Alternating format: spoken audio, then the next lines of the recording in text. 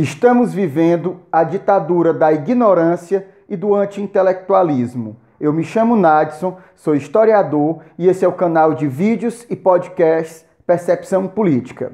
Bem, os últimos anos eles vêm sendo marcados por uma perseguição ferrenha a intelectuais, cientistas, a produção de conhecimento de um modo geral e a universidade. E a isso que chamamos de anti-intelectualismo, eu costumo dividir em três eixos: o anticientificismo, as teorias da conspiração e o negacionismo histórico. Começando pelo anticientificismo, a gente tem um movimento em pleno século XXI de terraplanismo, mesmo Eratóstenes tendo descoberto no século III a.C. Que a Terra era esférica. Nós temos um movimento de negação do aquecimento global, enquanto a comunidade científica está desesperada com os males que o aquecimento global já começou a causar e que ainda vão acontecer, os males que ainda vão acontecer, existe gente que simplesmente nega, despreza ciência, dados, conhecimento e nega o aquecimento global. Uma outra questão muito comentada nesses últimos períodos sobre o anticientificismo é o negacionismo e o movimento da antivacina. Esse movimento antivacina está fazendo com que o Ministério Público ele tenha que intervir em determinadas famílias que não vacinam os seus filhos, porque a poliomielite, que é a paralisia infantil, ela está retornando justamente por conta desse movimento antivacina. Só que um movimento como esse, movimentos anticientificistas como esses, eles só são possíveis com o segundo ponto que a gente vai trabalhar, com as teorias da conspiração. Com essas ideias absurdas de que existe o marxismo cultural e o comunismo dentro das instituições, dentro das universidades. É só você pegar o discurso grosseiro, estúpido, ignorante do presidente Bolsonaro na ONU, que ele vai colocar o comunismo, o marxismo cultural como um grande mal. Ele vai tentar traçar a ideia de que Cuba representa uma ameaça para a América Latina.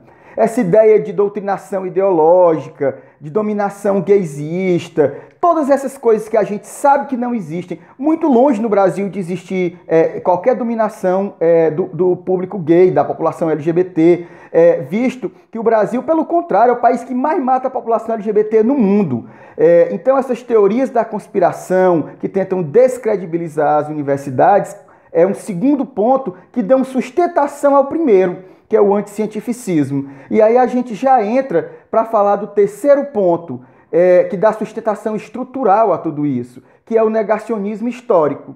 Esses imbecis que dizem que o nazismo é de esquerda, mesmo a gente tendo toda a leitura dos grandes historiadores e dos teóricos do nazifascismo, a partir do momento que você tem essa leitura, que você percebe através dos especialistas na área o que foi o nazifascismo, você percebe de cara que o movimento nazifascista foi um movimento de extrema direita. Então, essa galera que tenta colocar o nazismo como de esquerda é mais uma tentativa de criminalização da esquerda e desse negacionismo histórico. Esse pessoal que diz que não houve ditadura no Brasil, mesmo com todas as pesquisas, com a catalogação, com os documentos, todos à prova, apostos e historicizados pelos historiadores, ainda tem uma turma de gente que levanta a pauta de que não houve ditadura. Houve ditadura no Brasil, ela foi truculenta, assassina, fomentou as desigualdades sociais e desprezou completamente qualquer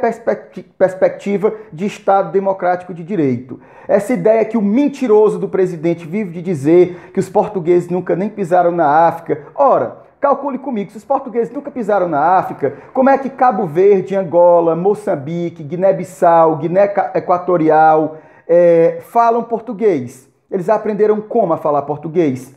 Aprenderam com a África, que é dominada pelos portugueses desde o século XVI, século XV, aliás. E outras, se os portugueses nunca pisaram na África, como é que 40% de todo o povo traficado da África veio parar no Brasil? Como é que o Brasil tem a maior população negra do mundo fora da África? Isso só se explica pela dominação europeia na África, na Ásia e nas Américas. O Bolsonaro, ele é a representação do anti-intelectualismo, ele é a figura da ignorância, ele dá voz, ele empoderou aqui o movimento de imbecis. E aí a gente já pode falar pensando em perspectiva. Quais são os interesses desse anti-intelectualismo? Ora, eles querem naturalizar a violência e querem fazer retroceder todos os direitos e garantias sociais. Porque essas mentiras, esse anti-intelectualismo dividido nessas três esferas, na esfera do negacionismo histórico, das teorias da conspiração e do anticientificismo, eles têm dois grupos. Os que inventam, meia dúzia de gente que inventa essa imbecilidade, e uma massa que não teve acesso ao capital cultural, que foi historicamente relegada, que foi historicamente desprezada e que, por não ter acesso ao capital cultural, acaba engolindo essas mentiras como se verdade fossem, né? E aí é uma outra pergunta que a gente pode se fazer e levantar aqui alguns apontamentos. Como é que tem gente que acredita nessa onda de intelectualismo? Acho que vai para além da questão de não ter tido acesso ao capital cultural. Porque tem gente que procura uma verdade, uma teoria que corrobore com a sua verdade, mesmo ela sendo real ou não. É a ideia que a Eliane Brum trata num texto muito interessante de 2018 para o El País, que vai estar aqui na descrição do vídeo o link desse texto, que ela fala de um conceito de auto-verdade. Ela diz assim, que a auto-verdade, abre aspas, é algo que pode ser entendido como a valorização de uma verdade pessoal e autoproclamada, uma verdade do indivíduo, uma verdade determinada pelo dizer tudo da internet. Fecha aspas, foi Eliane Brum que disse num texto ao El País. Essa onda de auto-verdade, ela também se torna possível por conta da onda de fake news que a gente teve, que aumentou vertiginosamente essa onda, discutindo de forma baixa, rasteira, sem o menor compromisso com a realidade, da maneira mais chula possível, as principais questões. Que embora seja um movimento mundial, né, mas tem aqui no Brasil o Bolsonaro como um dos seus maiores representantes. E aí a gente lembra a frase do Gessé Souza, que nas crises todos os valores e conhecimentos são postos em xeque.